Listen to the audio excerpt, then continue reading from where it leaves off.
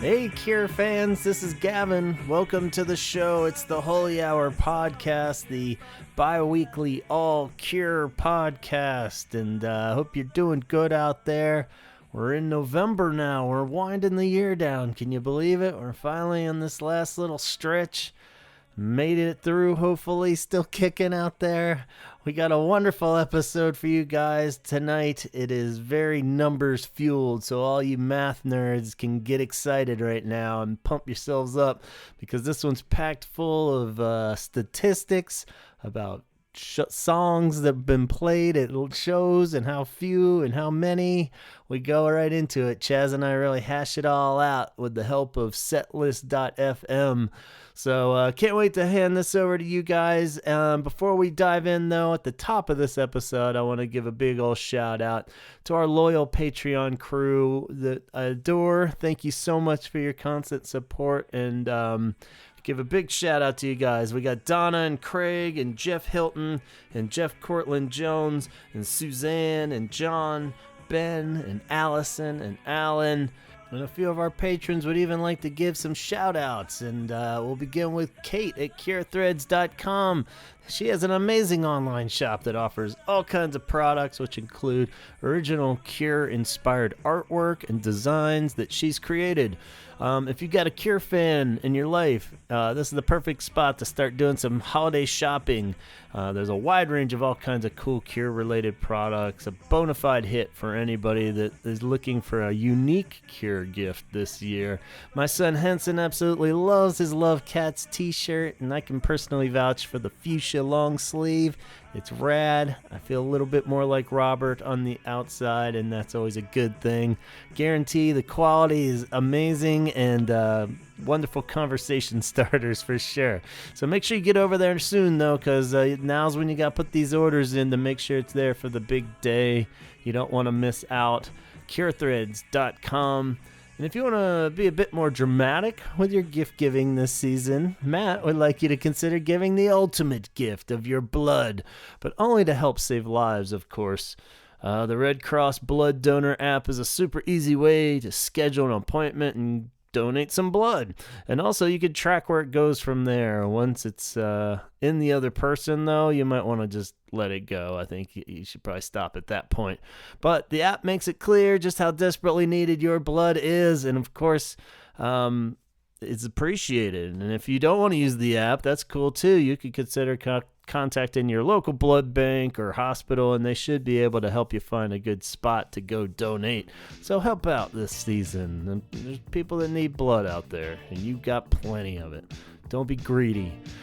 Scott Kruger is the co-host of the best Star Wars podcast in the galaxy. It's called the Sarlacc Digest, and you can watch it live on YouTube every Monday night, 8 p.m. Pacific Standard Time. They hash out all the latest news, rumors, and line talk for everything Star Wars related. The countdown to Book of Boba Fett is on. So get in on that pre-game conversation action and get yourselves all pumped up. It's bound to be exciting over there. So go join Sarlacc Digest in digesting those Star Wars topics for over 1,000 years. And you can find them on YouTube and everywhere that you listen to podcasts. And Lisa would like to shout out Dickens, a pub/venue up in Calgary, Canada, that hosts a wide range of live shows and events, such as the next Hang the DJ dance party that they're hosting. It's 80s, 90s, and 2000s retro, new wave, alt, synth pop, indie, Brit pop, all your favorites. And that's happening on Saturday, November 20th. So go to dickensyyc.com to find out all the real details and more events that are happening. If you're in that area, don't miss out. But if you're not, or if you prefer dancing alone in your house, we feel you, man. Tuesdays and Wednesdays, though, 8 p.m. Mountain Standard Time. And on Sundays at 9 p.m. Mountain Standard Time, you can still just go to Dickens YYC on Twitch and party it up at your own house and watch it over the wonders of the internet. So don't miss out. All your bases are covered. And of course, 17-second shirts. is another great spot to hook up any Cure fan in your life with a rad-ass t-shirt created by our own Chaz Murphy. And you can find those only at 17secondshirts.bigcartel.com, or just follow Chaz at 17_seconds on Instagram to see what's on the horizon and what will be up for pre-order soon and next. So, all right. Thank you so much, guys, Patreon crew. And you guys out there, if you're curious, we would love to have you on board. There's a whole bunch of stuff going over there, and bonus episodes and little tidbits and things I'll send you at different levels. So go check out Patreon if you think you'll be into it. It's patreon.com/The Holy Hour Podcast. And in this time of Thanksgiving, I say thank you, patrons. And let's get on with this show. So go ahead and get out your math journals and some pen and paper. Let's get rolling.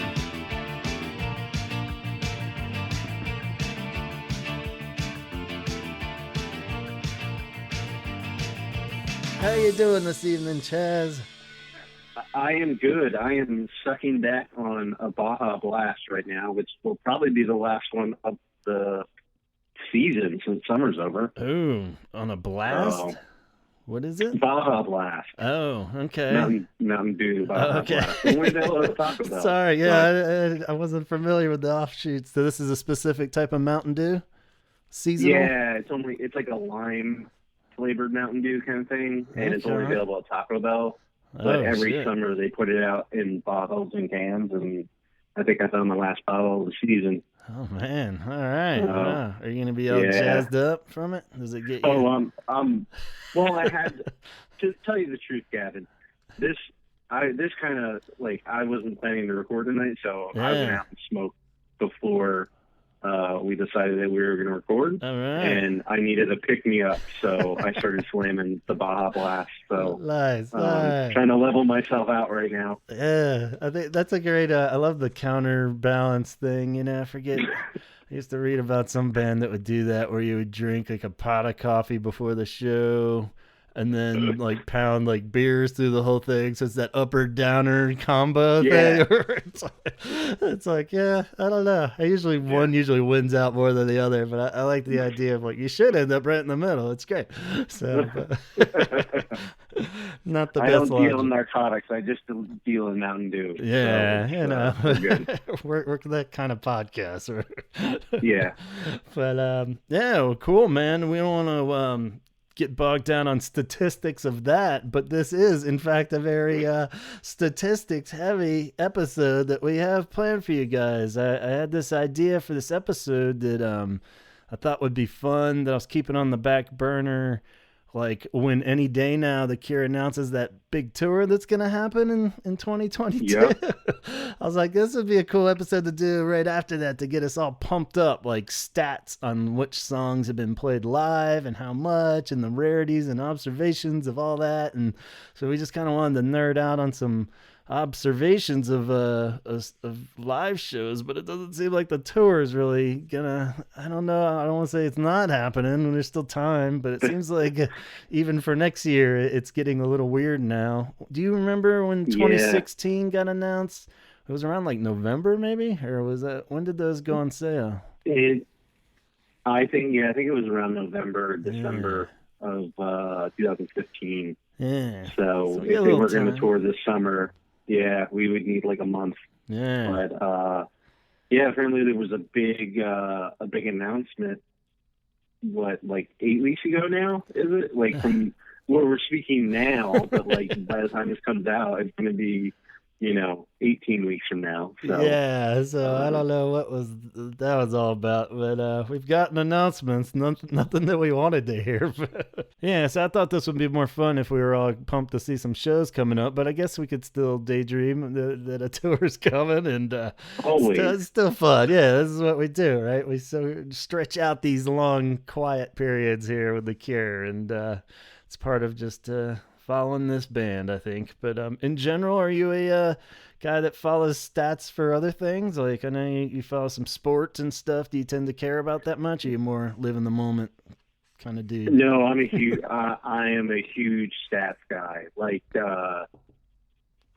if I was any good at math, I think I would have gone into that sort of I don't know, sports kind of stat line or Yeah. whatever what people do now. Like not with betting, but like I love like sitting down and just especially baseball statistics are like Yeah. God, like when it comes to statistics that other, hockey, basketball and football have lagged behind, but they've slowly caught up with, making up bullshit stuff to try to measure people's bullshit. So Yeah. it's great, Yeah. but I did it as a kid because I like wanted to see who had, the most amount of home runs or stolen bases. So I had to get like the almanac at the library and look it up. Right. And yeah, because of course the internet wasn't available, so either you heard Yeah. about it on Sports Center or you had to look on the back of baseball cards, which Uh, was always a big, huge thing for me. And Yeah. Or in the um, newspapers. Did your local papers have yeah, that where you newspapers, would, yeah, and just kind of, yeah, the box score and everything. yeah. And I always enjoy trying to explain to people what certain things mean. So like if ERA comes up or WHIP or something like that, in a conversation about sports, it's like something I always enjoy. But I Yeah. used to work as a manager at a sporting goods store, so that was always a good line of conversation if Right. especially if the team is doing really bad or good. And growing up in Philadelphia or Philadelphia area, sports is Yeah, like big second to deal. none. Yeah. So yeah, Yeah, it makes sense. It's fun too. Yeah, I mean, technically, you said you'd studied history and stuff, right? So it's it kind of same yeah, boat with me, or I like that stuff, but I'm horrible at it. I'm all like communication it's major. I think I something took, about numbers. yeah, I took one actual statistics class in college, and it was dreadful. Like where you get into like mine was more geared towards like looking at surveys and then also analyzing them and stuff, and like what are Yeah, the bullshit factors and stuff, which is good to know because you do see especially in this current yeah, day and stuff, you're like looking at there's like, well, what does this mean exactly when you're looking at all these numbers and trying to size that up. And but yeah, I was always intrigued by it, but exact same boat where I'm terrible with numbers. But so even with this, I'm looking at all these cure numbers, I'm like, so yeah, there's definitely a lot of factors that you yeah, can work into it, but it is kind of cool. And cool, yeah. And so like the idea is we're looking at, we've used and talked about setlist.fm quite a bit on this podcast. yeah. We've referenced it, and I think it's a fairly common, well-known thing to music fans out there, right? I think it's Yeah, not a I big secretive website, but it's pretty cool. I think I used it the most out of like any site that we use for this show. Yeah, Um, so like even sometimes when we're talking and the song will come up, I'll yeah, just sit here and be like, huh, I wonder when that was played last yeah, or something like yeah, that. So yeah. I It's just don't know to the exact fact of, the accountability yeah. I haven't. of the set list. You hope it's close to accurate, but Yeah, I have it jotted down here. I, As like I do want to like put a disclaimer that it has a very like Wikipedia quality to it, where anyone could yeah, get in there, and it's just kind of based on whoever contributes to it. But for the most part, and yeah, I think if you're going for accuracy, there are better, like especially like Cure websites and stuff that have like every show and whatever listed, and it's a little more absolute from the fans that are focused in on that. But the cool thing with this website is that they do all the kind of statistics shit a bit more for you, where you click on the one and it'll pull up the number and the other yeah, the years, and it'll like show you the little diagram of whatever of how many from this album, so it does do a little bit of the yeah. calculations for you that you're not going to see on your average just fan web page that lists out every show ever. But yeah, I was nerding out on it hard last night, even not connected to this. I just was kind of like one of those running out of things to look at nights where I was sitting around, and I was like, well, this is a good way to kind of just mark how many times you've seen the band.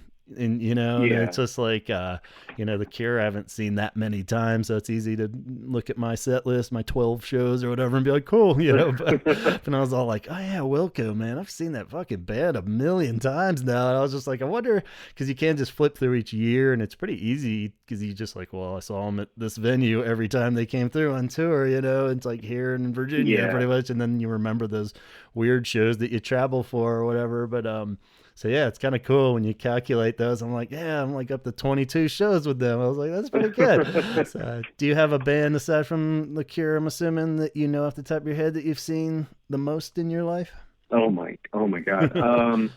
They're mostly hardcore and punk bands. Mm-hmm. So I know I've seen.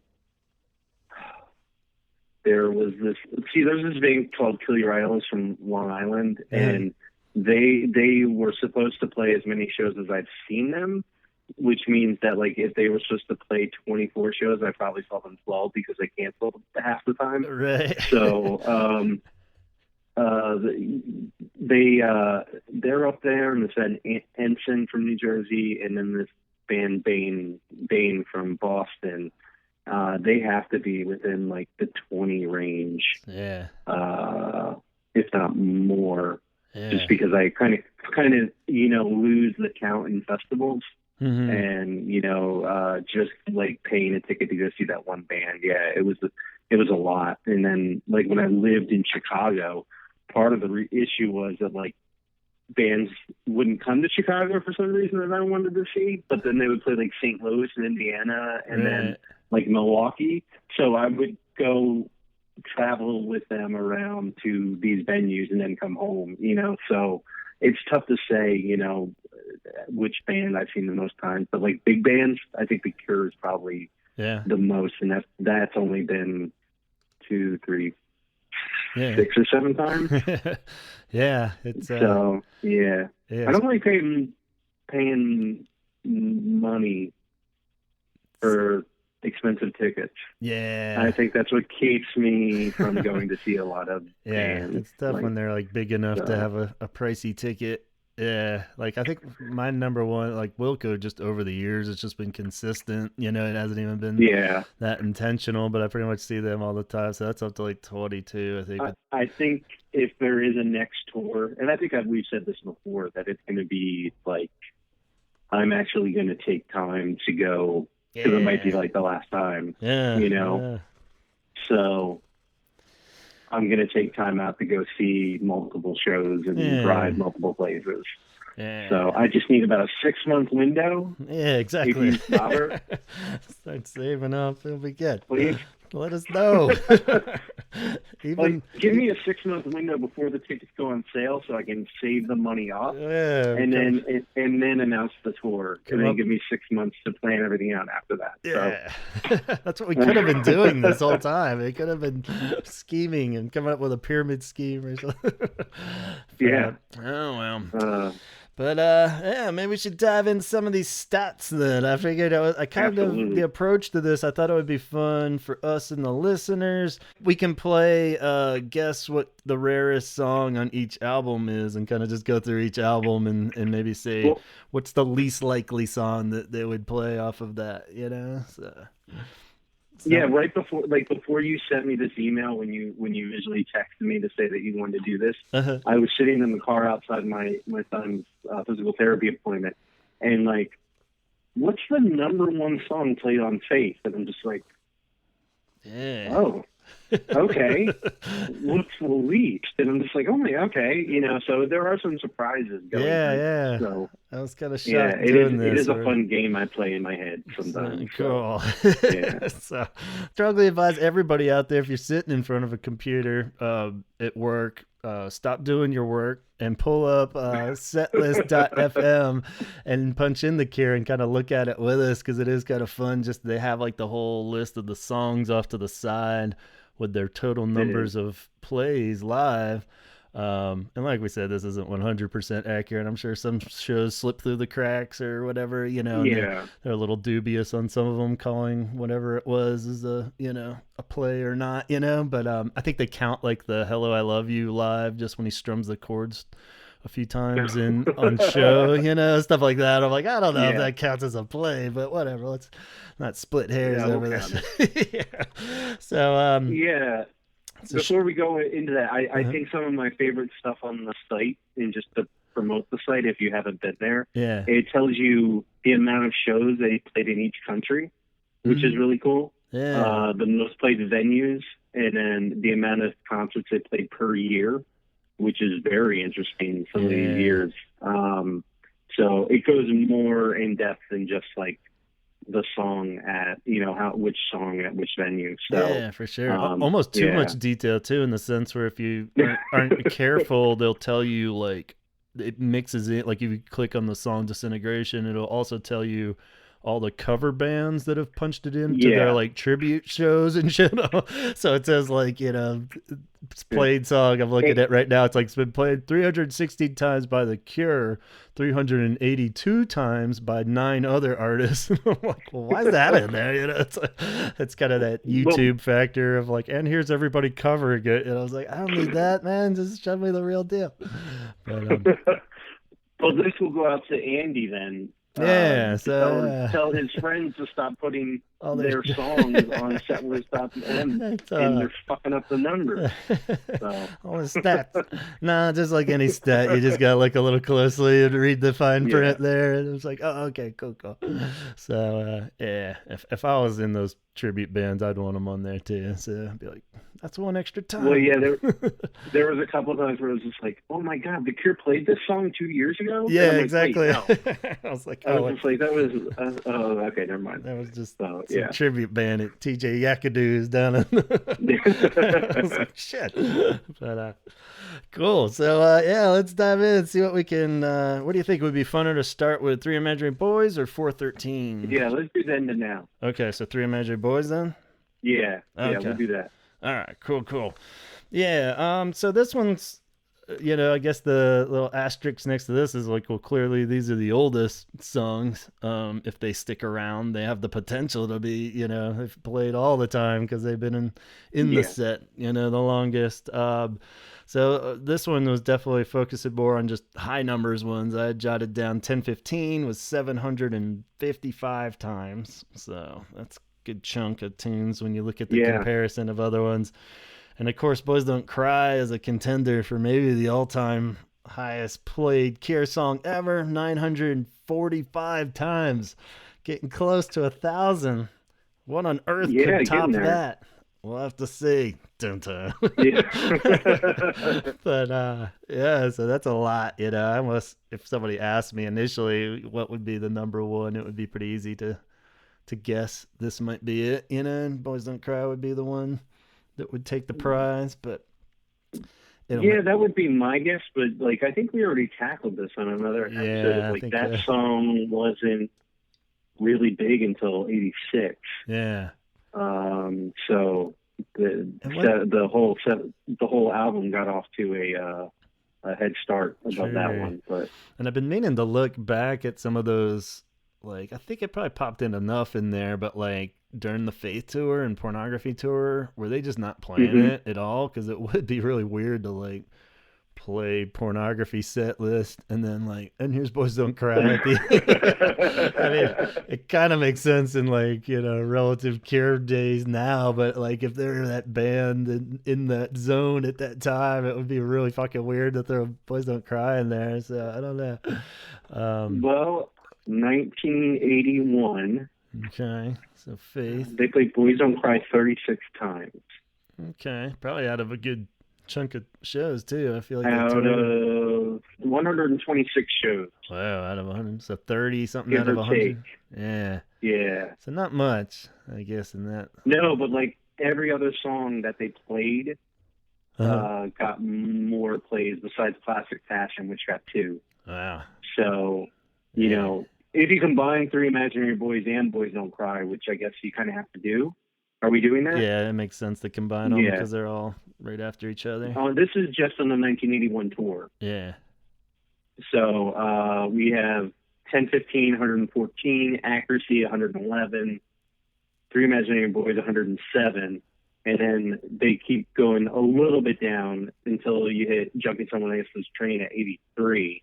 Wow. But then it just cuts off, and then you have a 50-song gap between that and Boys Don't Cry. Jeez, so, so I guess they were... But, I mean, it makes sense. You're not going to put that in the middle of that set, even if it is like arguably one of the best pop songs ever written, It's like, it's strange. But they didn't play it at all in 83, 84. Out of 70 concerts, they played it 23 times. And then Yeah, it starts going up 59 in 85 out of 66 concerts. Wow. So it's going up. Yeah. So yeah, it kind of takes off after that. So yeah, you're like, come on. So there's the mystery of Boys Don't Cry. Dun dun. Yeah. So I guess looking at that initial idea of the lease, then I don't think it's kind of a technicality. World War isn't even on Three Imaginary Boys, right? I think that's just on Boys Don't Cry. No. So I don't think that one got played at all until like 2011, the Reflection stuff. So I don't think that one ever got played. So it was just the 9 shows of that. So yeah, probably Object as far as like legit songs on there, not like, I mean, I guess like Meat Hook and shit. We counting that too? This one has so many weird songs. I guess so.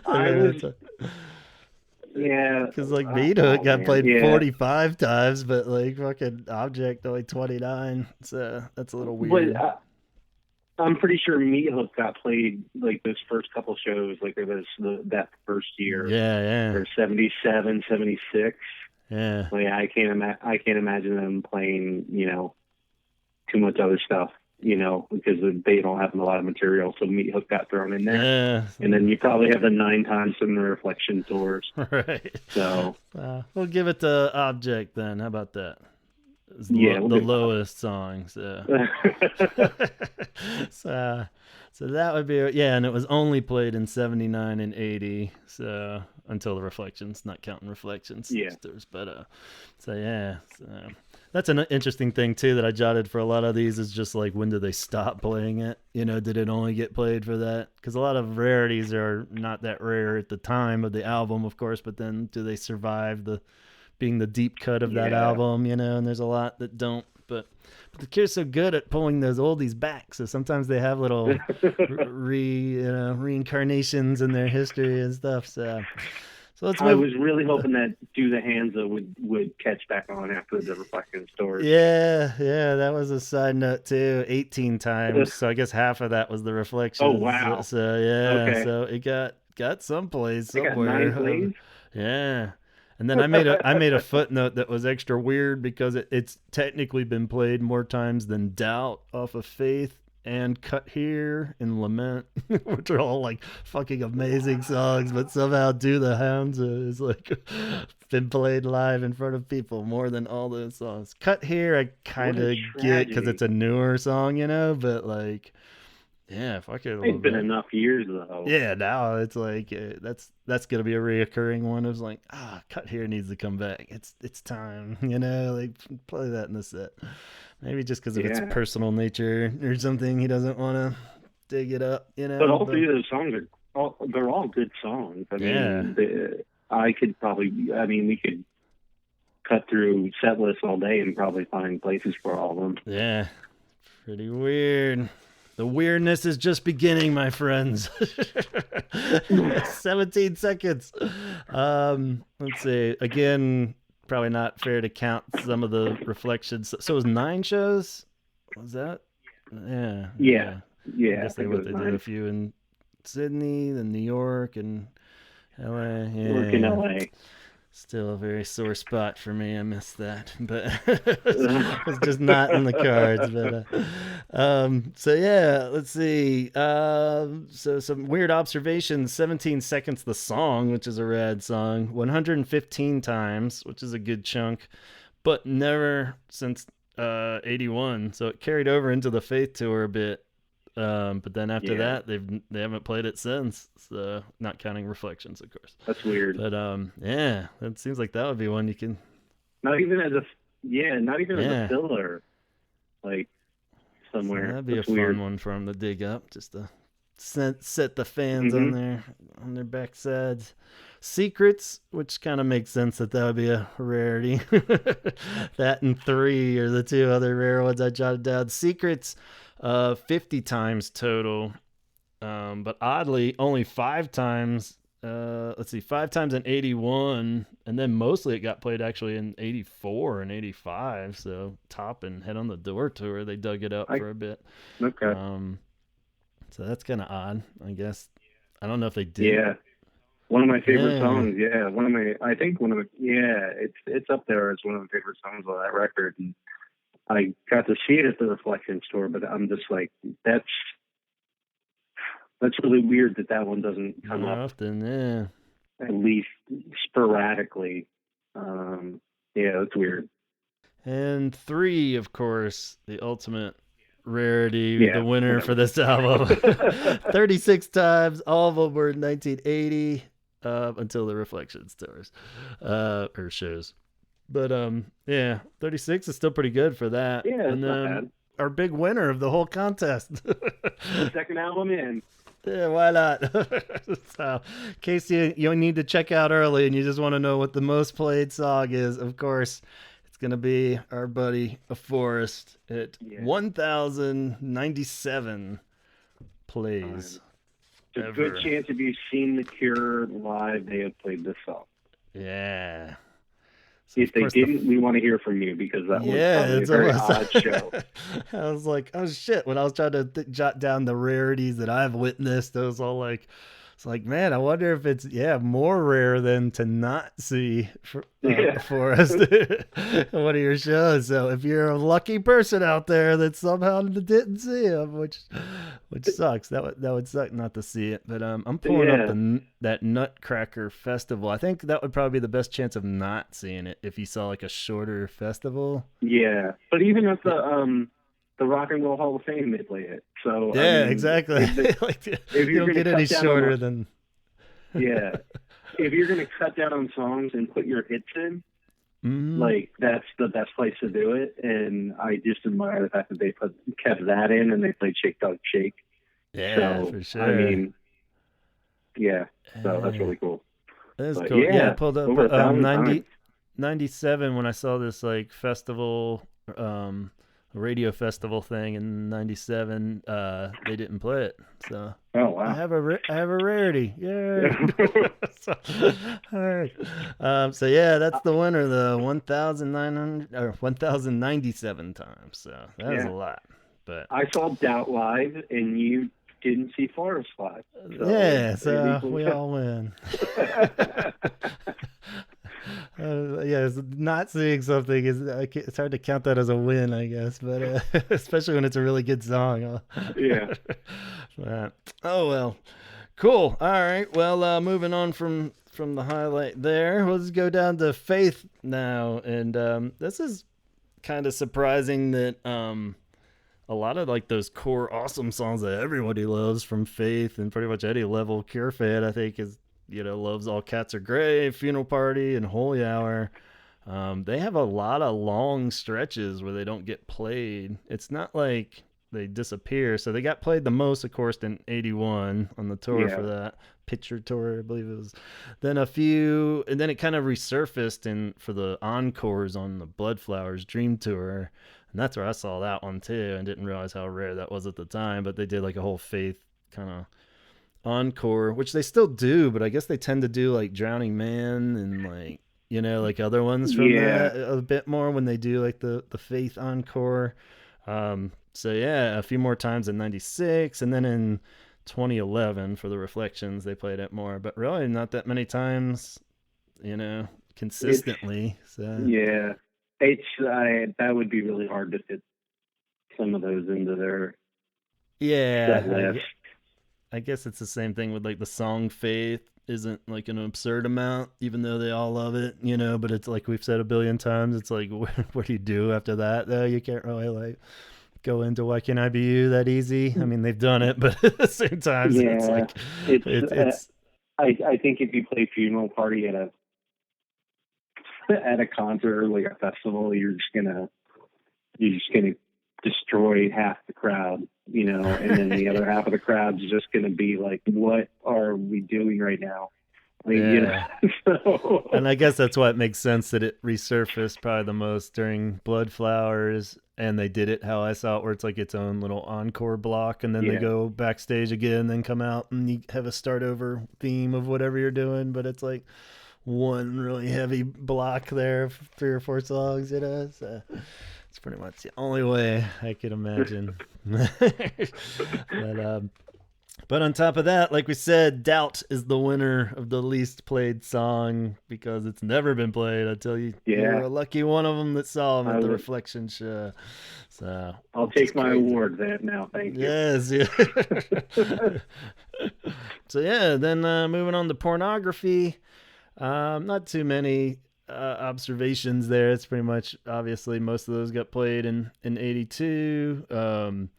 Song pornography kind of surprised me that it's been played 101 times just sporadically. You know, it's that Yeah, one that just totally disappeared. I'm like, huh. I think they played it on like 2016 tour and stuff, right? At like Madison Square yeah, Garden, I think even didn't they like end one of the shows with that or something? It's like, yeah. uh, That's a surprising song. Like, I mean, that whole album is amazing, but that's not one of my top favorite ones on the album. So it's nah. I kind of mean, it's surprising to me that's like played so many. You know, I say so many times, 100 times, but yeah, it's I'd rather hear other yeah. stuff.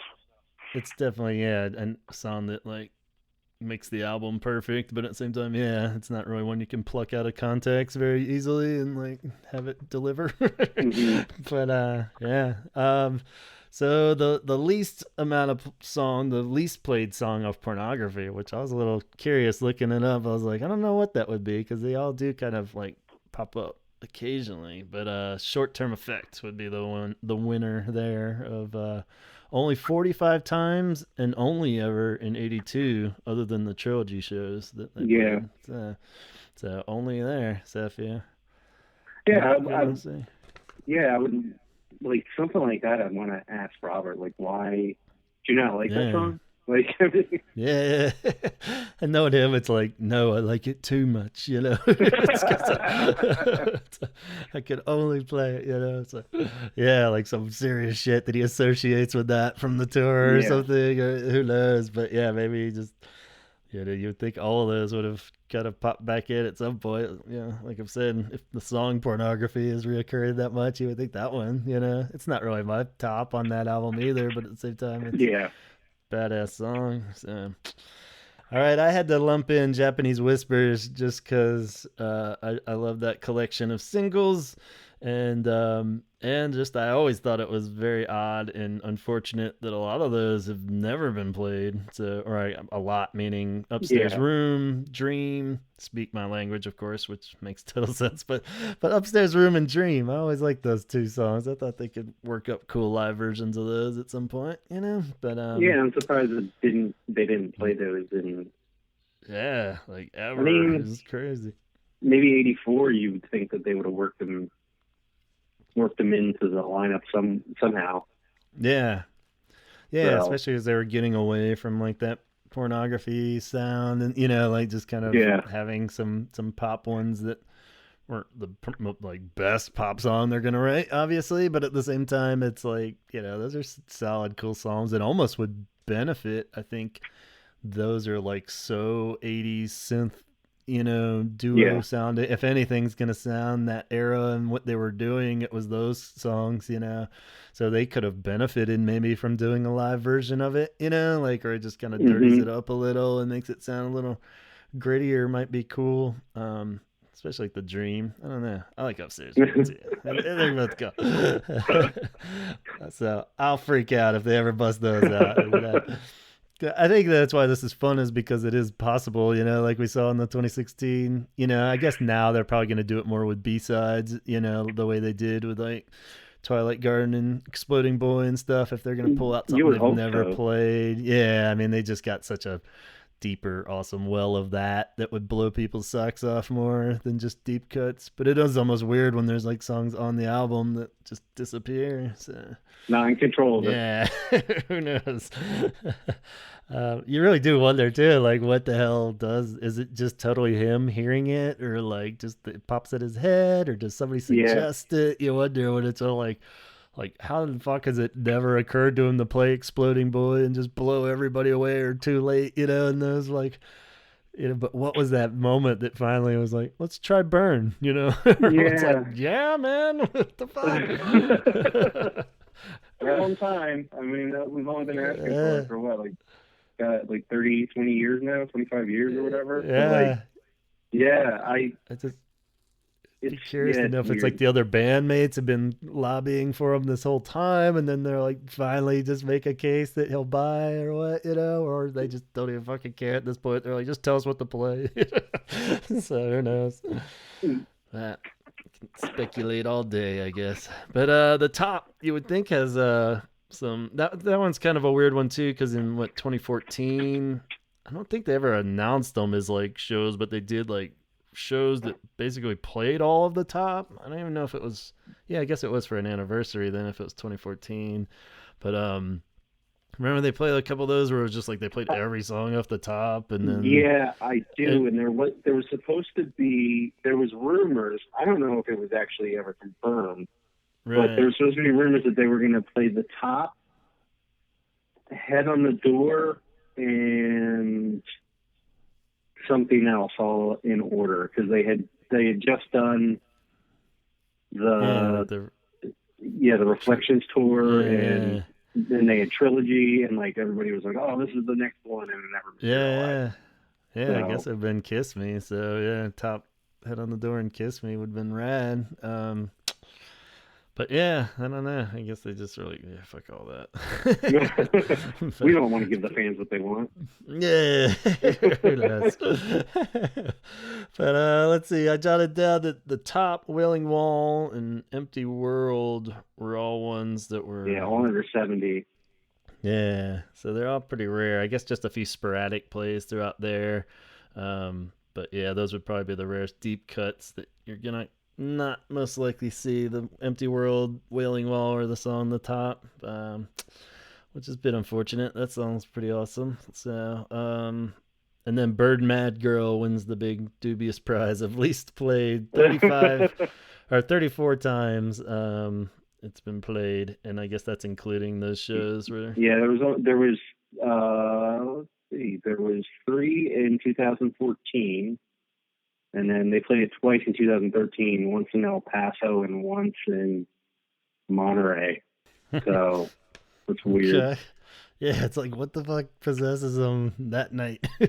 Like, it's time. Bird Mad This Girl. is the night, guys. Let's see if you're paying attention. Yeah. Is that like a fan favorite, though? Like, isn't like that? Like, I mean, it's not. Bird Mad Girl? I don't know. Yeah. I think it's fairly cool with that. Yeah. I don't know. I'd imagine it's one that everybody's just like kind of admits it's probably not the greatest song, but at the same time it's fun and a cool one, Yeah. And to be fair, I would instantly start to eye roll as soon as it started playing. So I can't really say anything. So all your top prejudices would still be there. Like, well, I'm gonna get a drink. Well, yeah, because I'd just be mad all night thinking about what song they could have played besides that. I guess Banana Fish Bone started to pop back in with Reeves, and that's on like the curation thing, and I felt like that with him. So you kind of wonder if he was just like pulls a few out that he think would be fun to do his, awesome guitar work on and stuff like that. So there's a few that stick around with those ideas probably, but yeah, he wants to rock. Yeah, so come on. Tell me some rock songs. So as we get into the Head on the Door, we're starting to get to like, the golden era and stuff. So most of these should be like, of course all these get played a billion times, but a couple weird ones there. The Blood, 91 times, just kind of sporadically thrown out. I thought that would be a rare one, but it was kind of just placed a few here and there and just not totally forgotten. I'm surprised it got played that many times. Yeah. I'm surprised the next one above it got played as many times as it did too, because I would rather hear The Blood. Yeah, but, Screw. So, yeah, and that's 61 times, which is the least played song off of Head on the Door is Screw. It hadn't been played since 85 until the 2016 tour where they busted it out for 8 shows it says. So yeah, they did pull that out as a crazy rarity on the 2016 tour, but had never been played since then. So, and then not so much for Screw because it's like big deal, but the next one, 6 Different Ways, Was Yeah, also one that only got played 63, so only two more times than Screw, and it hasn't been played since '87, so it made it into Kissing Tour. But then that's I just thought it really was weird. ridiculous. Yeah, as you get into that, just such a better song that it's a little more shocking. I'm just like, what? You have fucking six different ways and you haven't played it since 1987? That's crazy. And then, as the lineup changes and stuff, I was like, oh man, like Jason's never played six different ways in front of an audience. But like even with it being on the It soundtrack, do you think it got a little bit of a Yeah, bump in popularity, and it would have sure. brought it out for 2016? I think. When I did it mean, come out? The first song? 2017. Okay. So, yeah, So not I quite. that might be the biggest misfire. Yeah. Not I don't digging know. that We're one gonna up. go through it more, but like I think that might be my Your number one big. song that should be played more often so far. Okay. Yeah. Yeah, it That's kind of blew my ridiculous. mind just the fact that they haven't played it. Reeves, of course, joining them a little later, so he's never played that. And Perry, though, never played it. But So it's all still, like, man, that's 87 to yeah, that's a lot of years. yeah. Like even It's if you just, go up to 92, like you're still those are like the big tours and everything. You think you'd yeah, be it would there's, have snuck in there somewhere. yeah. That would have been a cool one to dig up on the swing tour, too, you would think, because that's kind of just Yeah. weird, jaunty tune that would fit with a lot of those weird ones too. You could go from Gone into that pretty good. So Yeah. everything's just these weird ass little piano songs. Yeah, you think like Roger would be able to do some cool stuff with that song, but yeah, Yeah. so we'll have I to think slide that note to him. it's messed up that Kyoto song got played 194 Yeah, times yeah, in six different ways, only 63. I've heard that song too many times live, and I'm just like, yeah. yeah, I just come on, That's definitely the other it's okay. perspective on all these is when you start looking at the ones that got played the least, then you look at the ones that are like, well, this fucking song got played, then it's all just a matter of, your opinions and shit. But some of those are like, eesh, man, it's just like, even Yeah, the fact that it only got played two more times than Screw is ridiculous. It's like, come on. But, and I'm taking it personal, so yeah, come on. that's Your 3 hour long sets and you still yeah. didn't play what we want. Damn you. Yeah, this is some like trivial griping here. It continues more as we get into these really passionate albums. Let's see, Kiss Me.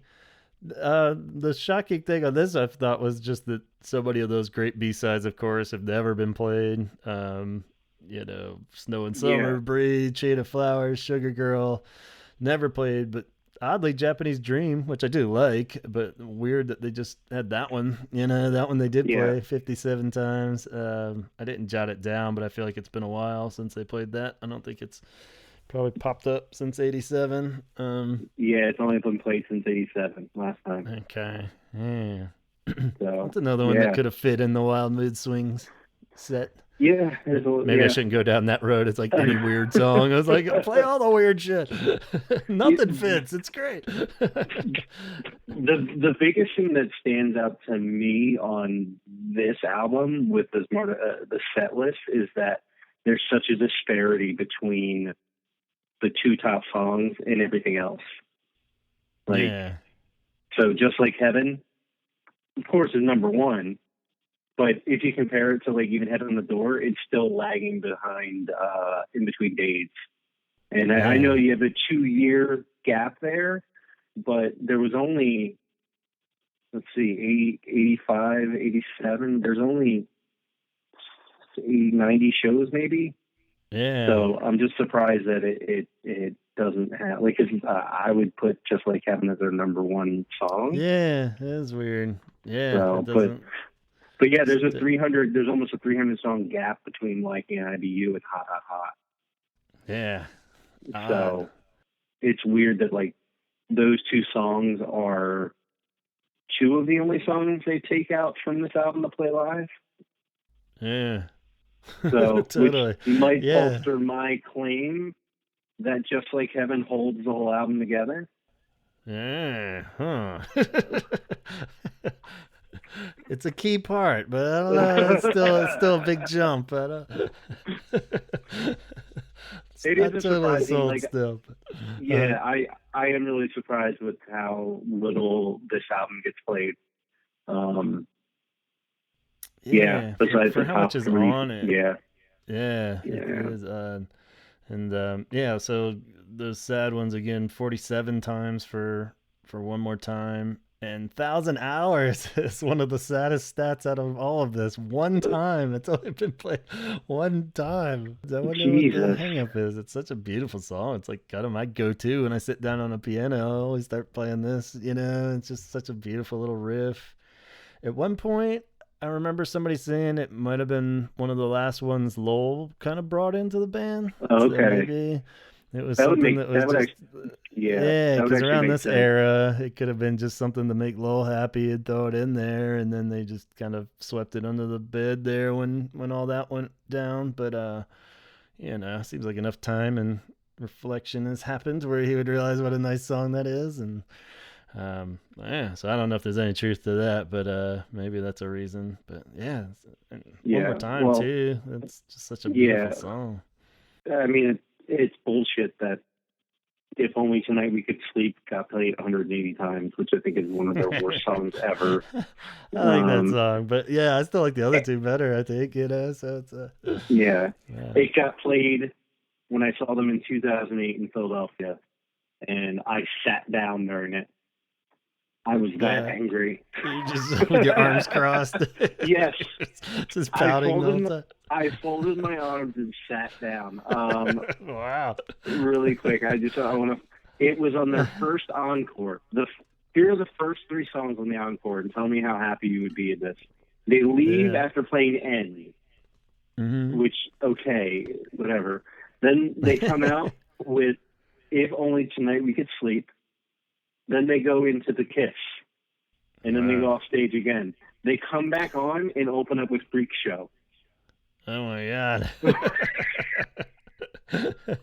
All your favorites. The worst like 30 minutes of my life at a show where I'm just like, can I enjoy at least a little bit of this encore? But then they finish the third encore with, Three Imaginary Boards all the way to Killing an Arab. So, but yeah, that was brutal. Yeah, sorry, man. Sometimes this doesn't go your way, but yeah, it's If Only Tonight I could see because it's a good chunk of time too. Well, I guess The Kiss even. I love The Kiss. That's cool, but that would just sucks a lot of time up. At that point you're kind of on the home stretch of like, oh no, what's left? And you're like, huh, okay. If you bring that out for an encore, like. I jotted that as a weird observation. My sit down with arms crossed moment would be "Hey You." I think it's one of their worst songs. I've never really liked "Hey You," and that's been played 7 times, which is 6 more times than a lovely song like 1,000 Hours. So even I could do that math. But oddly, it was only played twice in '87. So yeah. What the fuck possessed them to bring that song up in like 2003, 2004, and 2014? So it's just like it came out with "Hey You." It's like, what the fuck? So, maybe they were taking bets on like the worst song they could think of to play that night. And that was it. Who knows? But at least that one's pretty short. So then we get into Disintegration, which isn't too drastic on anything because it's perfect album. Of course, all these songs are gonna get pretty much played constantly. So yeah, a whole bunch of times on all of them. Oddly, if you think of this was a fun one to flip it on. I was like, what do you think is the most played song of a Disintegration? That's like, shit. Like initially, if you would initially ask me that without looking it up, I probably would have said "Love Song" or "Pictures of You." Yeah, or even Lullaby because it's a huge hit in England, so it's like one of those. totally. Like, but Fascination Street like blows it away. Really, Yeah, six really. hundred and three times Fascination Street's been played, versus 560 for Pictures of You and I 589 for yeah. Lullaby. For some reason, I I didn't write down Love guarantee Song. you But that's a Simon special. Like he yeah, probably fucking loves playing that song yeah, and a Forest, and he's like those two are always in the set list. So, yeah. I wonder but if it has been like pretty much every show since Disintegration has had Fascination Street. I feel like every show I saw definitely yeah, Fascination Street's in there. It yeah. I makes think sense every too, time like I've you seen said. him, It's yeah. such a badass. What's that? I think every time I've seen him, they've played Fascination Street and Lullaby. Yeah, So yeah. yeah, Pretty much just stays like you said. That just snaps out of like a slow song so perfectly. It's a good rocker to have in there. That's still a classic. You know, I mean, there's so yeah, many reasons to have that in there. They're not gonna just sweep that one out. So the least one on that one, Homesick, which isn't too big of a surprise, but still 69 times. But nice. yeah, that's why they haven't played it since. It's gonna stay there forever. Leave it there. Yeah, after the Sydney shows, they just leave it. It's like, wow, Yeah, that's some weird logic, but okay, cool. But yeah, that's probably my least favorite song on the album, even though I love it. But it yeah, seems but like the one that would be. this album compared to Kiss Me, Kiss Me, Kiss Me, where you have two songs up top, this is pretty spread pretty well until you get to Prayers for Rain, and then after that there's a drop off. But Yeah, you have a pretty good decline down there, and it just doesn't drop off anywhere like that album. yeah, But yeah, if you go see them, you're pretty much a good chance you're going to see at least good chunk. Fascination Shows, Lullaby, Pictures of You, Love Song, and Plain Disintegration. song. Yeah, maybe Yeah. Plain Song. So, yeah. Yeah, something like Same Deep Water is used, probably like more of a rarity, and just Yeah, in sense of like faithness, where it's such a whoa, and it takes up a huge chunk of time. So it's like, okay, so they're probably not gonna throw that out, as much by any means. But yeah. yeah, Great. I that's mean, and good. then would you, I don't know why did they count, they have Eston on here as Yeah, one? I Why is guess that? I guess because of the Sydney shows when they played the rarities and the B Okay. sides, they played like Okay. No Heart and that. Yeah. So I think it's just five. I think it was five shows they did in Sydney, right? So Yeah, because I would I say think those. they have the number of like Too Late on something else right Yeah, here what's on the Join the too Dots. late? They busted out for 2016 tour too, so that should have a Yeah. few more than the other B sides were only played. I think at the Sydney shows. Okay. So Hmm. Okay. which is pretty rad that they got any plays, so pretty cool. Yeah. I wonder after that it would have been nice if they kept the, Yeah. fucking Would've. COVID. It would have been cool because they would have been fairly fresh, so there would have been a pretty good chance they could do like Fear a Ghost or something, in their head. It Mm-hmm. would be nice, but now, There's a lot of things that would be nice. yeah, it'd be nice if there wasn't a pandemic. Yeah. But yeah. So moving on from that, we get into Wish, and again, not too many surprises there, but a few rarities. Apart, which I love, is a cool song. 40 times, and only in '92, so hasn't been played since '92, which is sad. Weird. To Wish Impossible Things is less. That was only played 38 times, but did reoccur since '92. Came back 23 times in 2008, which might be the Pearl connection coming back in Yeah, probably. 2008. It's a Yeah. very Pearl-esque song, that one. So, and then the big winner, if you call it a winner, is rightfully Wendy Time. Only been played 13 times, and 6 of those were in '92. 6 of them were in 2019 for the festivals, for whatever the fuck reason they dug it up for those festivals. It's 6 of them. So even in, the Wish tour, they only played it 6 out of all those billion shows they did on that tour, which But isn't that Windy Time different from the Windy Time that's on the album, though? Like, is there 6 of them different were, sound? but one of the 13 times was the secret gig. Cool version of it, where it actually sounded good, was when they did the slow version from the play out video and all. So Yeah. yeah, it's 13 times total. 6 in '92, 6 in 2019, and then the one time Okay. before Wish came out. So Lame. yeah, Yeah. So there's some surprises on this list, though. yeah, Big time. yeah. I would think a Num- part would pop back, but anyway. yeah. Letter to Elise is the biggest One that, flaw in this album. yeah, that For isn't playing played live. more. You mean? Yeah, it should be definitely played more. It's the Yeah. what's the other song we were talking about that should have 6 different ways of this album. Yeah.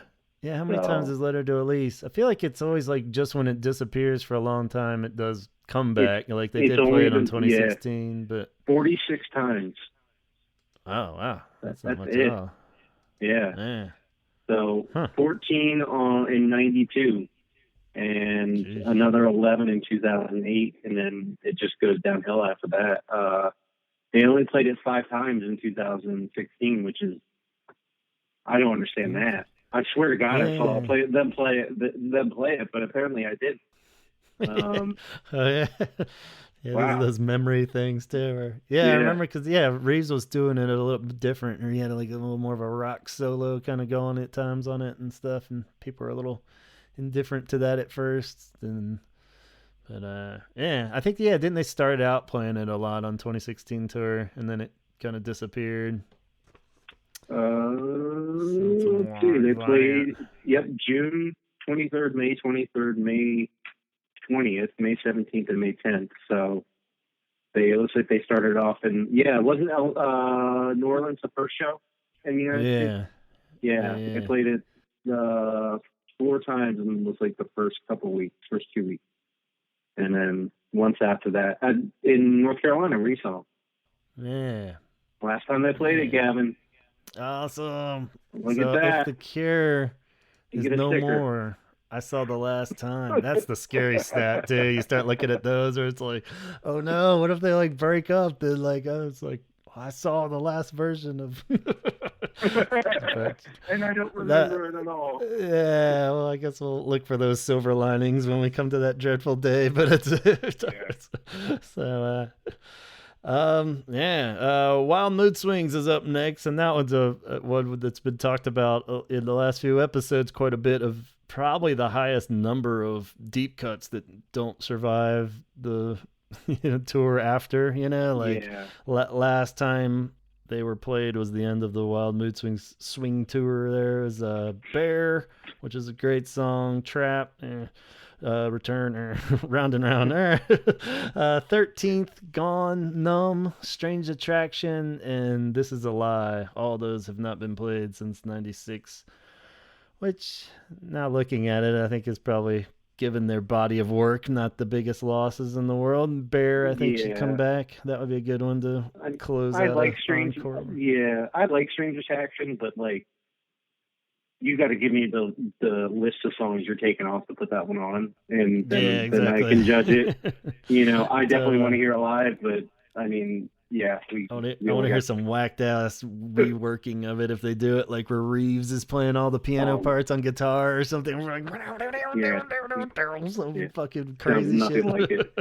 Yeah, that'd be cool. But and 13th would be great just for wackadoo rarity. I'd be like, only if I saw like a whole mariachi the only band person yelling in the entire stadium. But yes, this is so rare. You don't understand. It's only been played 7 times now. I was like, it still sucks, man. But this is the 8th. This is the 8th time. You don't know how lucky you are. You see it. They play it during that tour, and then they see you the 13th time and play it. And that's the last time they play it. Ooh, and then the 7th seal opens up and Christ comes down. Yeah. Like, really? I didn't think 13th would be part of the end of the world. Whatever. Blood Flowers. Let's see. Really quick, the biggest surprise on this album, I think, would probably be Mint Car. Yeah. Want's a great song, and I think it should be played the most out of this album, probably. Which it is 308 times, and I know I've seen it live. But yeah, Mint Car should definitely be played more often. If you're gonna do like a pop section of like good feel songs like that they like to do, I'm surprised that one doesn't get in there more often. Yeah. But I saw Jupiter Crash last time they played. Yeah, that one's been popping back in quite a bit, so that's cool. Yeah, I'd hope that would be more regular. Had that cool backdrop and everything. It was really sweet when they did that. I was wondering with like Mint Car in hindsight after that episode that just came out, that was like reworking that too. I always thought probably because of that trickier guitar part that, always is like, like just makes it where it's not fun for him. But it's like Reeves could fucking play that. Just change it up where Robert's playing the acoustic and have Reeves just do it, It's like, you can do that, like it's just hard to do that while singing, even in Robert's defense too. It's not like it's a overly complicated guitar part or anything, but it's just hard to do that while you're doing your other shit, but I'm like, but yeah, that would be a cool version. I'd like to see him work up. Because even I think the few times they have played it, I saw some videos, he was still doing it. Reeves was just doing the rhythm guitar, so like, I mean, they played it on tour, so it can be done. It's not like one of these other songs that hasn't been played for like the last 20 years. So. Yeah, it's not far fetched. If you're a diehard Mint Car fan out there, there's hope. It's probably not likely, but especially for this new Doom and Gloom album tour that's coming up. I don't know if they're gonna work it in for that one, but it'll be the encore. Yeah, everybody sits down. Speaking of Doom and Gloom, Bloodflowers is one that, as we start getting into the later ones too, they kind of hit that point in the career where they're laying off the deep cuts nowadays and stuff more, so it's a little unfair. But Where the Birds Always Sing is the rarest one. That's only been played 16 times, mostly in 2000, but just the trilogy shows that popped up a couple years later. So it's always fun to remember that the trilogy thing happened like 2 years after Bloodflowers. Everybody else kind of thinks that was like part of the Bloodflowers tour, but it wasn't. It's like one of those revisionist history things, I think, where people just assume that like that whole tour they were doing like the whole, this is part of the trilogy. He might have said that in passing, but I think for the most part, that's kind of why I was even skeptical of it at the time. I remember being like, well, you just did like the whole Dream tour and like you didn't really dwell on the trilogy idea. And then he kind of threw that back in a couple of years later. I was like, this whole thing, I was like, all right. If it's an excuse to see all disintegration and pornography, we'll have it. Go for it, man. There Is No If is another low number one, 33 times. All of them were in 2000, and same with Loudest Sound, only 41 times, all in 2000.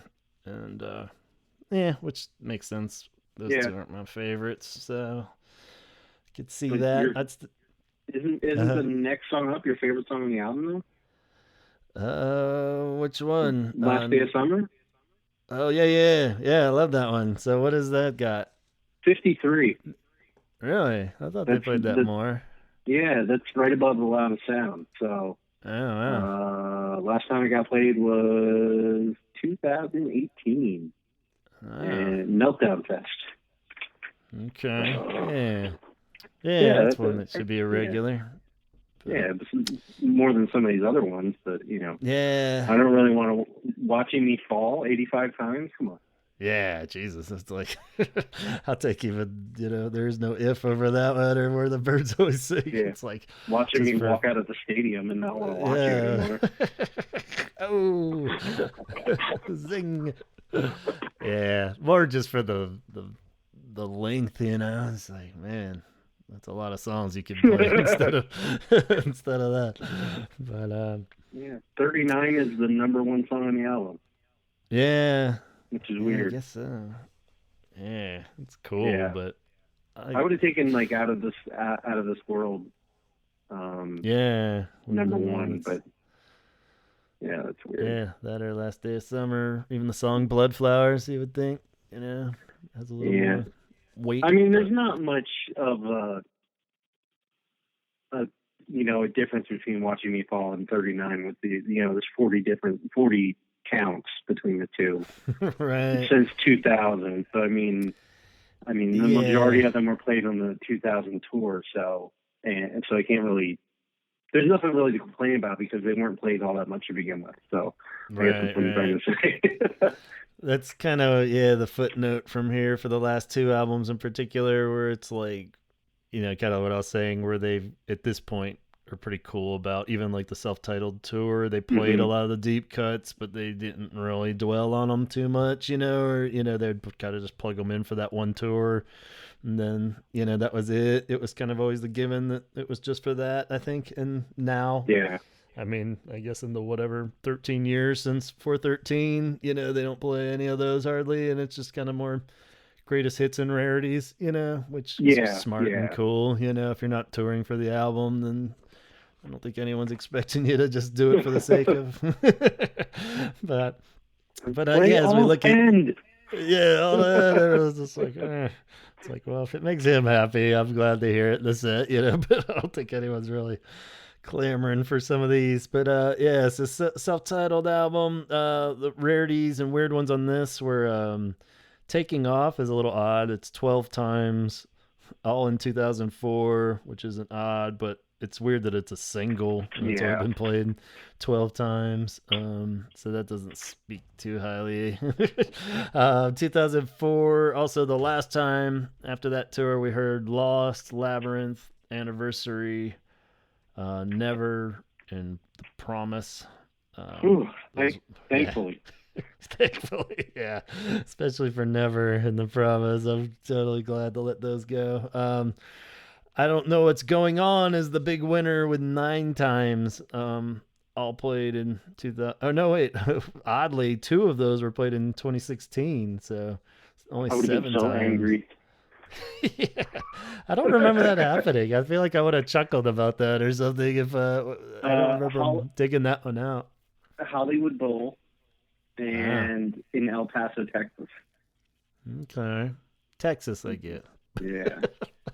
Hollywood Bowl, that's a weird choice. Yeah. I probably like that one more than, Never and Promise, of course. Even Labyrinth, I'll take I Don't Know What's Going On over those, I think, just because it's got a little bit of a hook and some catchiness. But yeah, if my ears are going to bleed, I'd rather have them with something that's not as terrible as like Labyrinth. Yeah. Yeah. And then, of course, as we get into 413 Dream, this one I was kind of shocked and just surprised by the craziness of the winner, I guess, would be Siren Song, which is one of my favorites on that album. Yeah. It's really cool. It's only been played one time at that Rome, Italy show that's pretty widely bootlegged out there. I have like a bootleg DVD of it I found at some record shop, but where Pearl played like a little slide guitar lap thing on it, and but yeah, maybe because of that reason, but you could still get that effect playing it pretty. I don't know. It's a cool song. Way better than so many other ones on that album. Here and Now with You and Switch have also only been played one time, maybe. Thankfully. Yeah, I guess, is that what I'm saying? Yeah.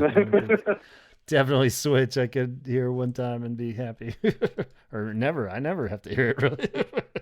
Yeah. So, and the reason why Real Snow White and Scream got 2 plays at least, but weird the reason why I only got 2.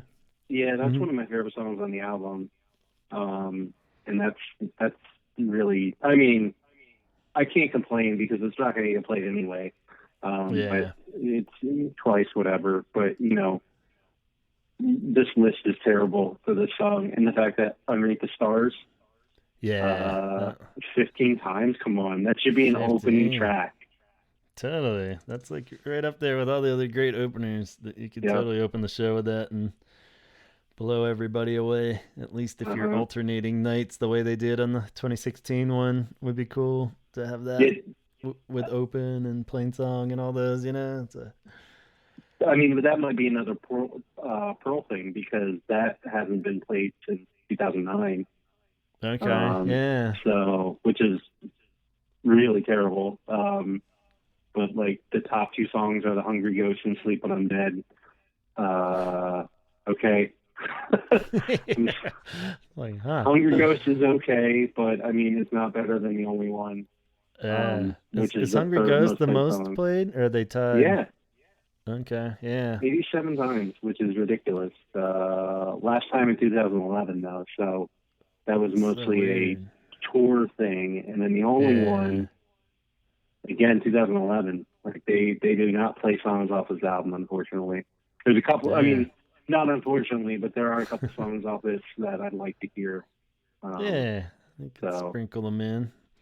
Even Only yeah, One, I feel like, is always just a little sloppy, which is weird for The Cure, where it's just like if hmm they just kind of tightened it, or something. I feel like it's a rad song, but it's one that never quite translates live for some reason. It always yeah. just feels like he's making up the lyrics for the first time again while he's singing it, and it's just never never quite there all the way, like beginning the hmm tour sounding, but never quite makes it to the end. So. Put me in charge of setting up your set Yes, list. I'll be choosing the set list this tour, Mr. Roberts.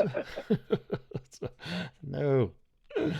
So yeah, he's done pretty good. Otherwise, I think that's kind of the cool thing is one that he doesn't play the same fucking shows over. That's just been Yeah. one of those forever cool things about the Cure and the whole tour is they're not playing the same set list over and over. And even if it's pretty cool, they're good about shuffling it up and throwing in those rare ones and pulling out ones, from the whole fucking spectrum of their career. I've said it a bunch of times where it's like just amazing that so many bands like will block out. It makes Yeah. total sense if they never played anything before Head on the Door, really.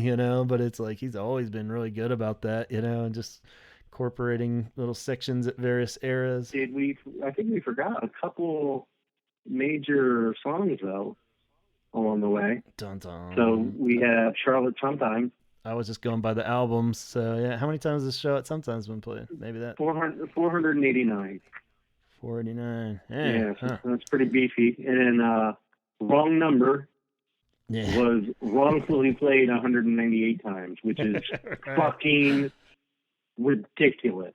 I remember staring at Never Enough and Wrong Number, trying to get, it was just too many times, but at the same time, it wasn't so absurd that I jotted anything down for either of them. But I think they Yeah. are just like, it's more just shocking that they're that consistent. I feel like Never Enough did disappear for a little while, though, and it came back again.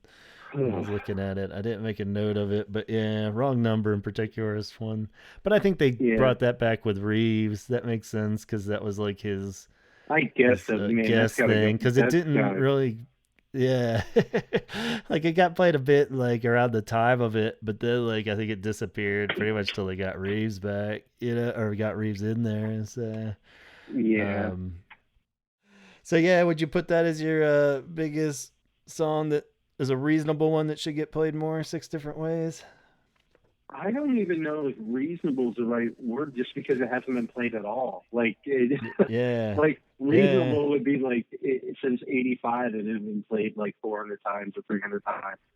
Yeah. Like that song should be in that type of range, if not higher. Yeah, I think that would be up there. And then Literal Release is really surprising, just because it's also a single, and it's very popular. So that's a little weird. So. Yeah, I think I'd those are the almost two. go with and one that I passed over mentioning, just getting back to my Japanese Whispers mess, but Lament. I mean, I had it at 7 or 9, but the fact that it was only played like 9 times, in '83, and the rest were in like 1990. But like Lament is definitely a cool one that could be.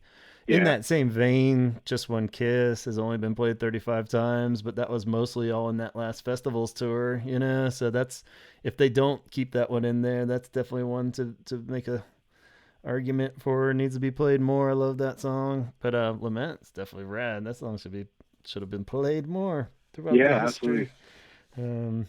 Yeah, I mean, other than like, I'll say, going back to Letter Release, I'm sorry, but like they only played it a handful of times in 91 and 92, and then it didn't get played again until twice in 97, and then a couple times in 2005, and it's just like it's sporadically sprinkled in here and there. Yeah. Even though in 2016 it was only played 5 times. Yeah. on that whole tour. So it's I remember being yeah, bummed out as a kid when I saw them on the Wish tour and they didn't play it. And it's then, really weird. yeah, I was all like, "What? How are you not playing this?" It's like, and then they came out on Paris too later. So I Hmm. just kind of figured I just had shitty luck that night or whatever. That they must have been playing it every other night on the tour or something, Yeah, which they might have been. But yeah, it's mm, still a real low number for what a yeah. great song that is. So Just not right. yeah. So we were going to do top five. Is that what you said? Yeah, well, I guess yeah, just the big winners at the tops. That's what we were focusing on the least about so much. We said the Forest, obviously 1,097 times. Yeah. Then the next one up, Boys Don't Cry, 945, which you kind of give it a little asterisk because it's just so old that it's been around longer. And Well, I then mean, like, no, I give it an asterisk that it's a more popular song than a Forest than a yeah, Forest just because it didn't hit hard until '86. So it, true, even though it was put out, it didn't get popular until '86. So that's like a huge gap of yeah, time where a Forest true. was able to take up that time and be able to play. So I would even say Boys Don't Cry might be a more Be popular the song live than a Forest, but yeah. Yeah, I mean yeah, it is those top. Yeah, the fact that they close on both those so much, just going back and forth of what you're gonna end yeah, on, and 1-2. so yeah, it is like both ways. Yeah, it makes sense that it's that old. That's why it's ahead of In Between Days and Just Like Heaven and stuff. But at the same time, it doesn't make sense that it's behind a forest. So Yeah, yeah, yeah, or makes sense to that degree. But so yeah, Boys Don't Cry number two. Then like you were saying, a bit odd. In Between Days still always edges out. Just Like Heaven with 852, yeah, and Just Like Heaven is 761. So it's a pretty big gap. It's almost like 100. Close to yeah. 100 times more, which is odd to think that it got that many more plays in early on. And But I only, I guess mean, yeah, there's only a 2-year gap between those, but I mean, that's not yeah, 100 shows worth. I think if I looked at the statistics right, but still, yeah. that's their number one song. So I don't know. If you I started can't at a point in imagine. '87, how many Right. extra times was who has played more? And that's a weird scenario because I think In Between Days might have won. So Yeah. yeah, Play for Today was 768, which is kind yeah, of cool that because it's that's a the fan biggest. favorite and Yeah, a oldie, so it's just more of yeah, consistent factor. But that's more it's a of a bit. surprise than anything else. Yeah. Play for Today, number 4 all time. Yeah. Now you got to Yeah. give That's the crazy. you got to give the nudge for the time differential between the Yeah. years. And Play for Today seems like a really solid like European soccer kind of Right. feel It's to always it. gonna be in there. Yeah, so But I mean, that Just kind Like of makes Heaven. sense. But Just Like Heaven, come on, that's Yeah. like That's that should be crazy. every set from '87 until 2000 until whenever they play the next set. You Yeah. know, And you would so think Just Like Heaven would gain points on the shows that were like those mini little radio things or yeah, whatever, where they're playing like 8 songs or something. Then of course they're gonna play Just Like Heaven and probably leave Play for Today out of that one. But I guess hmm that's not enough. Not enough. nope, And not technically not even a single. Play for Today is like not even a single, really. I mean, yeah, they was kind of treat it like one, but it never had an official single, right? So yeah. that's I, odd. it's the only. Let's see here. The only Primary single was a I single. Three Imaginary Boys wasn't a single. and that's the next Kill, highest one. Killing Arab was a single. The Walk was a single. 10:15 Saturday Night is technically a single. Hey, Just Like Heaven. Yeah, it's the only top 10 besides Three Imaginary Boys that's it's not a not. single. Hey, And it's number 4. So hey, good. interesting. Yeah, that's the underdog. Yeah, So that's a good worthy one. I like that. That's good. Shows that it's hung in there for a lot. Because yeah, you would think like that one would totally drop out during some of those like full on gloomier sets and stuff yeah, you would too. think so. But Yeah. maybe not. Very cool. Yeah, I guess just to wrap up then, do you have any off the top of your head or anything you jotted down as far as rarities that you've seen out of the batch of Cure shows that you've attended in your life? What was the rarest Cure song you ever saw or anything along those lines?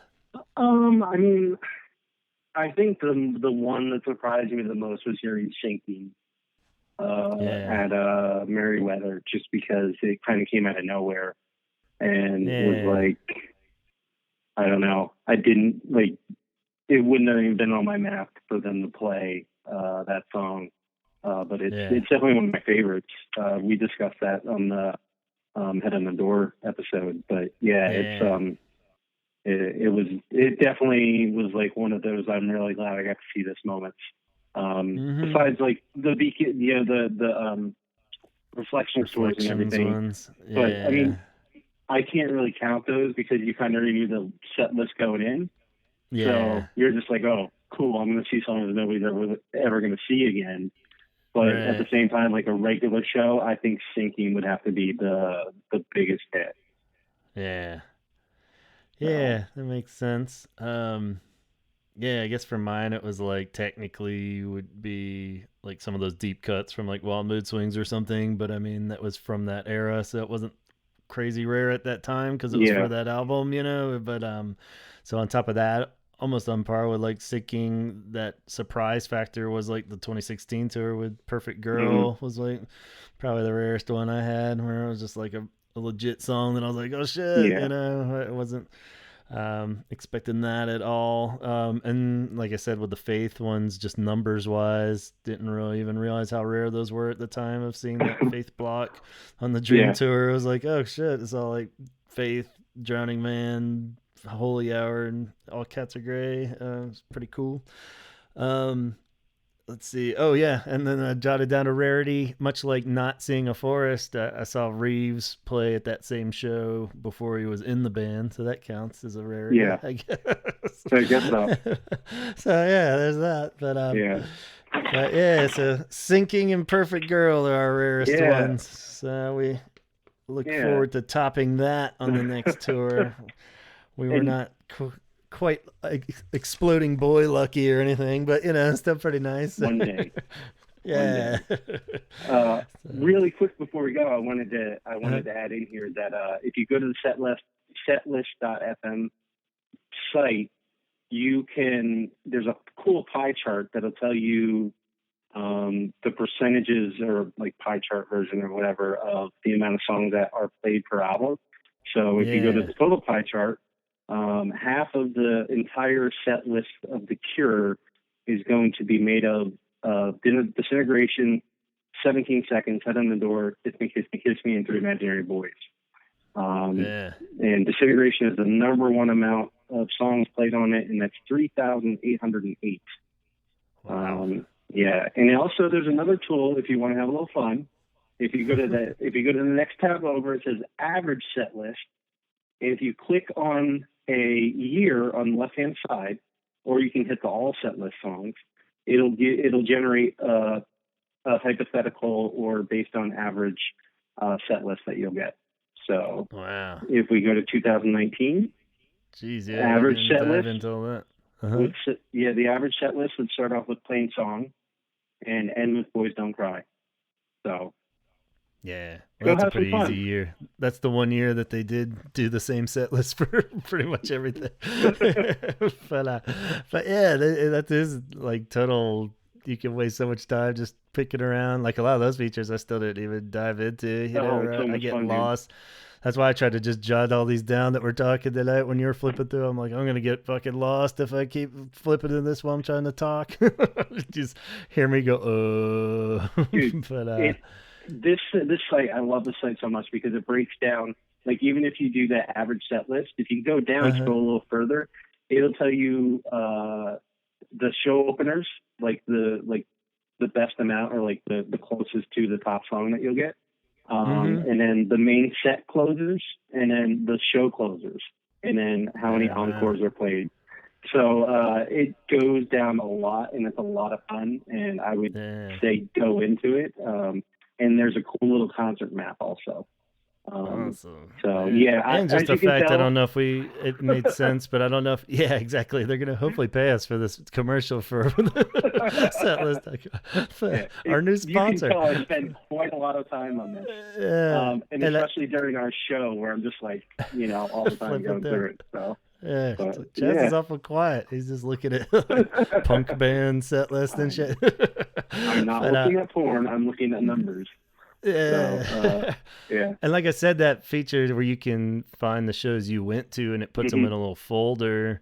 And that's cool. If you scroll down, it tells you, like, looking at mine now that I added a few other bands, like The Cure, like, Just Like Heaven's the one song I've seen the most times, 12 times. Like, so every show, I'm sure there's other ones that have been at every show, but like every show I've seen them, they play Just Like Heaven. So no surprise there, So, but if those people that have like 500 Cure shows that you've gone to or whatever it is, that would be a very interesting day and statistic you can dig up. So yeah, next snowstorm or pandemic, there you go. You're all set.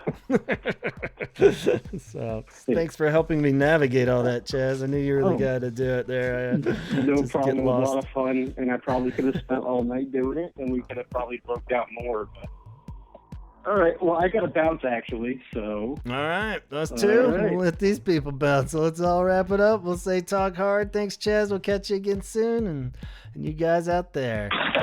Oh, shit. My microphone just fell. Uh-oh. Oh, no. What a way to end the show. Bam. Just dropped the mic. Oh, shit. My shelf just cracked. Uh-oh. Oh, well, everyone, have a good night. I got to go fix my house now. Uh-oh. Good luck. Hopefully you didn't break it. It seems to be working still. Yeah. Good night. All right, bye.